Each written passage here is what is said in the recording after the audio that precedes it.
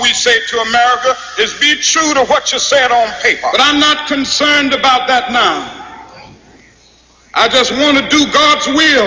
And He's allowed me to go up to the mountain. And I've looked over and I've seen the promised land. I may not get there with you, but I want you to know tonight that we as a people will get to the promised land. So I'm happy tonight. I'm not worried about anything. I'm not fearing any man. Mine eyes have seen the glory of the coming of the Lord.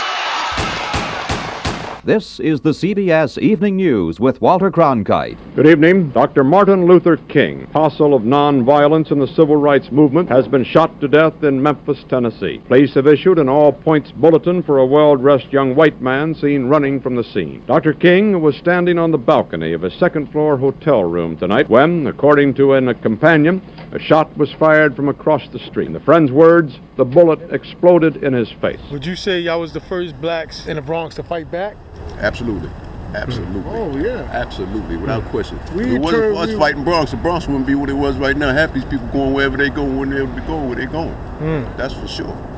That's for sure. We demanded respect on that aspect. That's why we did all this, because we couldn't go nowhere. We wasn't going for remember that. what they tried to do? They tried to, as they put us in here, they tried to get us out of here. That's why all the landlords that was burning their buildings and abandoning them. That's why they had that story, the Bronx is burning. Right. Believe me, we stopped some of that. The man had to do something to stop us from, rioting, because it was like crazy. They didn't want what happened to Watts happen here. And it still happens in the fall. On a smaller scale, it definitely happened.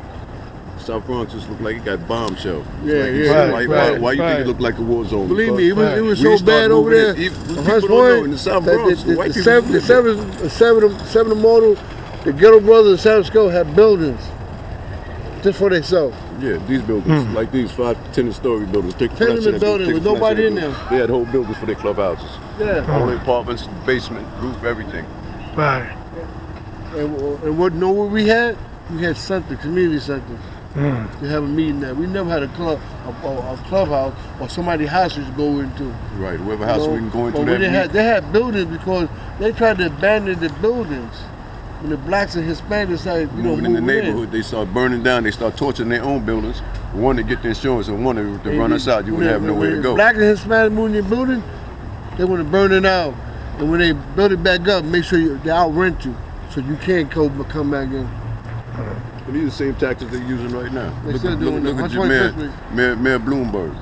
Look what he did to me. Well, he wasn't a star, though. Giuliani was a star, but look at the projects that he puts up. He closes all the schools, and they tell you the lottery money is for a school, for the state lottery. They tell you that's for a school. Anything they knock down, they put up, you're not moving back in there. You can't afford it. It's $250,000 just for the buyout. And your rent is $5,000 just if you want to rent. So it's basically the same tactics going on.